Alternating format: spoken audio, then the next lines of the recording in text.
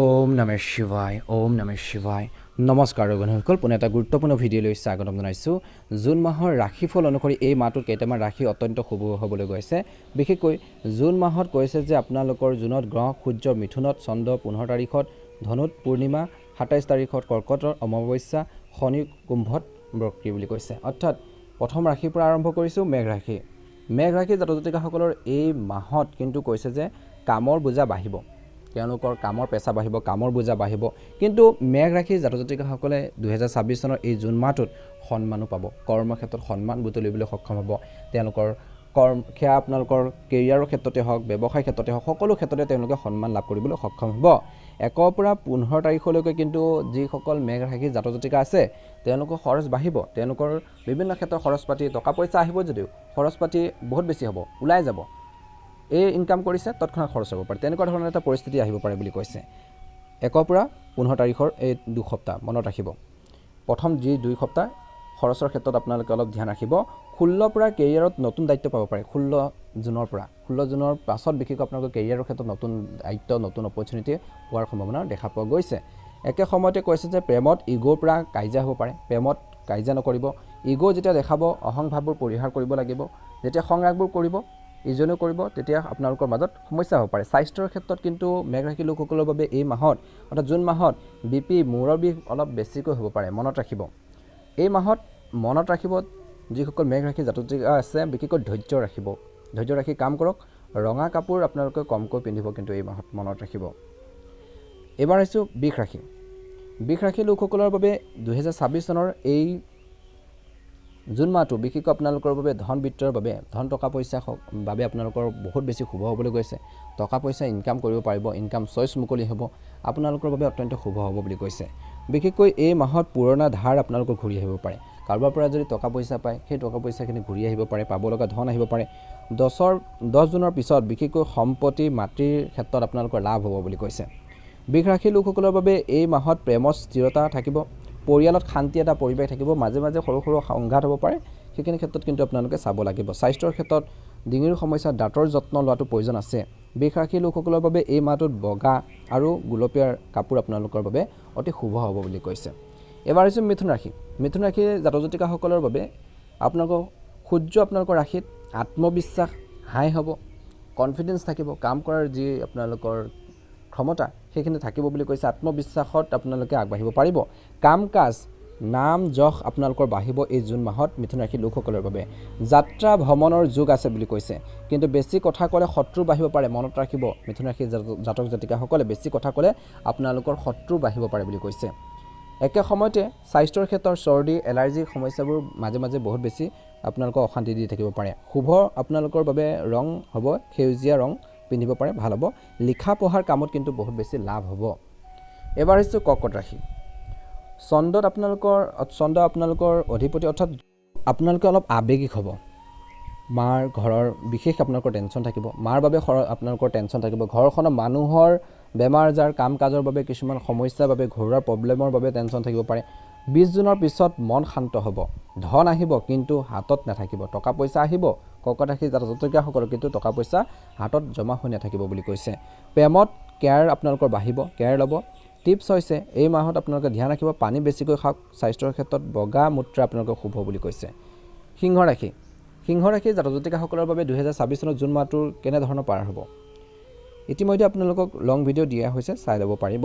সিংহ ৰাশি জাতক জাতিকাসকলৰ বাবে 2026 চনৰ জুন মাহটো খৰচ প্লাছ যাত্ৰাৰ মাহ বুলি কৈছে খৰচ হ'ব আৰু যাত্ৰা বহুত হ'ব ইফালে সিফালে যাবলগীয়া হ'ব পাৰে বিদেশ বা দূৰৰ যাত্ৰা আপোনালোকৰ যোগ আছে এই মাহত 5 পৰা 20 তাৰিখলৈকে ইগোৰ বাবে অফিচত কিছু টান হ'ব পাৰে অফিচত কিছু সমস্যা হ'ব পাৰে কৰ্মক্ষেত্ৰত কিছু সমস্যা হ'ব পাৰে গতিকে 5 তাৰিখৰ পৰা 20 তাৰিখৰ এই সময়খিনিৰ ভিতৰত বিশেষকৈ কৰ্মৰ ক্ষেত্ৰত বহুত বেছি ধৈৰ্য ধৰি কাম কৰিব লাগিব সংৰাগবোৰ পৰিহাৰ কৰিব লাগিব কাৰো ওপৰত বিশেষকৈ আপোনালোকে বেছি সংৰাগ নকৰিব বুলি কৈছে 21ৰ পিছত বিশেষকৈ সন্মান ঘূৰি আহিব ৰিচেণ্টলি যদি আপোনালোকৰ মাজত ভুল বুজাবুজি হৈ আছিল ঘৰখনতে হওক কৰ্মক্ষেত্ৰতে হওক সেইখিনি ঠিক হ'ব বুলি কৈছে স্বাস্থ্যৰ ক্ষেত্ৰত কিন্তু সিংহ ৰাশি যিসকল জাতক জাতিকা আছে চকু আৰু বিপিৰ সমস্যা হ'ব পাৰে বিশেষকৈ আপোনালোকে সূৰ্যক জল দিয়ক সোণালী ৰং আপোনালোকে পিন্ধিব পাৰে এই মাহটোত বহুত বেছি শুভ হ'ব এবাৰ আহিছোঁ কন্যা কন্যা ৰাশিৰ লোকসকলৰ বাবে এই জুন মাহটো আপোনালোকৰ আয়ৰ নতুন ৰাস্তা খুলিব, ইনকামৰ কিছুমান পথ খুলিব, ৰাস্তা মুকলি হ'ব, টকা পইচা আহাৰ যি পথ আপোনালোকৰ কিছুমান পাব বুলি কৈছে,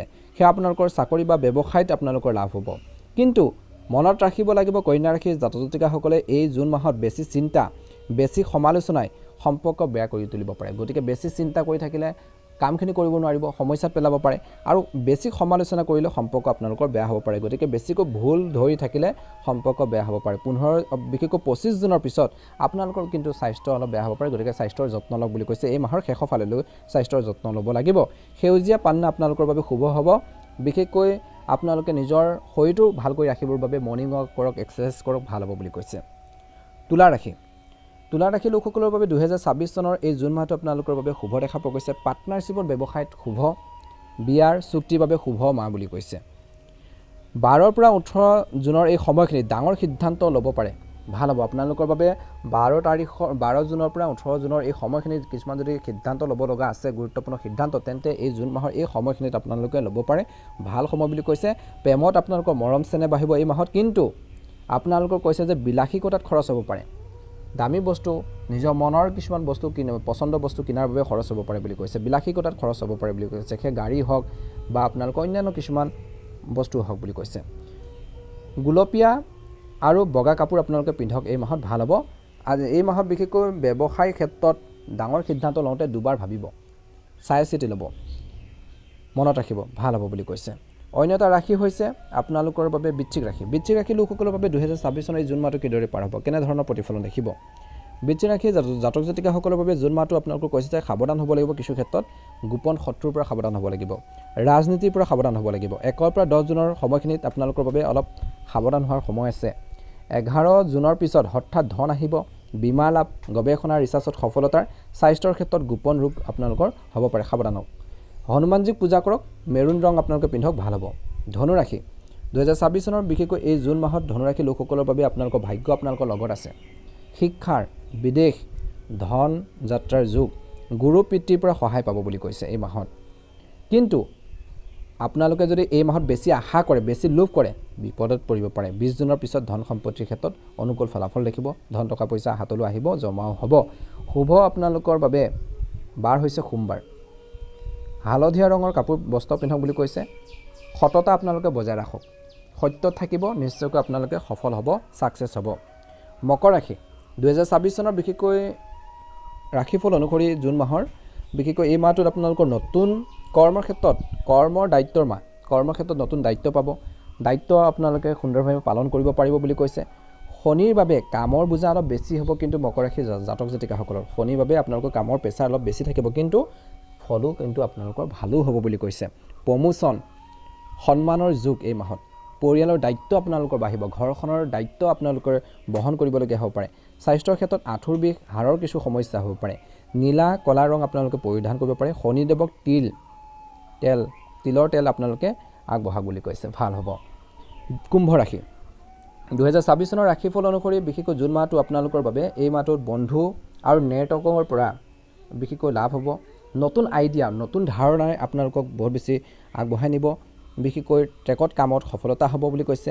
কিন্তু মনত ৰাখিব লাগিব কুম্ভ ৰাশিৰ জাতক জাতিকাসকলে এই জুন মাহত ধনৰ লেনদেনৰ ক্ষেত্ৰত ঠগ খাব পাৰে, ঠগৰ পৰা সাৱধান হওক। কোনোবাই আপোনালোকক বিপদত পেলাব পাৰে, টকা পইচাক লৈ চিন্তা থাকিব। 15 জুনৰ পিছত মানসিক অস্থিৰতাৰ সম্ভাৱনা আছে, গতিকে সাৱধান হ'ব। বিশেষকৈ আপোনালোকৰ বাবে নীলা ৰং ভাল বুলি কৈছে এই মাহত। শনি ৰাহুৰ আপোনালোকে সন্তুষ্ট কৰিবৰ বাবে কিছু শনি আৰু ৰাহুৰ যি ৰিলেটেড যি বস্তু আছে সেইখিনি দান কৰক, ভাল হ'ব। মীন ৰাশি 2026 চনৰ ৰাশিফল অনুসৰি বিশেষকৈ জুন মাহৰ ৰাশিফল অনুসৰি বিশেষকৈ আপোনালোকৰ বাবে অৰ্থাৎ মীন ৰাশিৰ জাতক জাতিকাসকলৰ বাবে খৰচ প্লাছ আধ্যাত্মিকতাৰ মাহ বুলি কৈছে। খৰচ হ'ব আৰু ভগৱানৰ প্ৰতি আস্থা ভক্তি আপোনালোকৰ বাঢ়িব। বিশেষকৈ খৰচ হ'ব ধন খৰচ হ'ব হস্পিটেলৰ কাৰোবাৰ বেমাৰ আজাৰৰ বাবে বুলি কৈছে। আৰু দান কৰোঁতে খৰচ হ'ব, যাত্ৰাত খৰচ হ'ব। 10 জুনৰ পিছত বিদেশ বা ধৰ্মীয় কামত আপোনালোকৰ লাভো হ'ব বুলি কৈছে। মনটো সপোন হৈ থাকিব বুলি কৈছে। প্ৰতিটো মুহূৰ্ততে আপোনালোকৰ যি সপোন, ভাবি থকা যি শক্তি আপোনালোকৰ বাঢ়িব বুলি কৈছে। আৰু যেতিয়া সপোন দেখিব সেইখিনি বাস্তৱত কেনেকৈ ছাকচেছ কৰিব পাৰি, সফল হ'ব পাৰি, তাৰ ক্ষেত্ৰত গুৰুত্ব প্ৰদান কৰিব লাগিব। হালধীয়া ৰং হৈছে আপোনালোকৰ বাবে এই মাহটো শুভ। হালধীয়া ৰং আপোনালোকে পিন্ধিলেও আপোনালোকে ভাল হ'ব।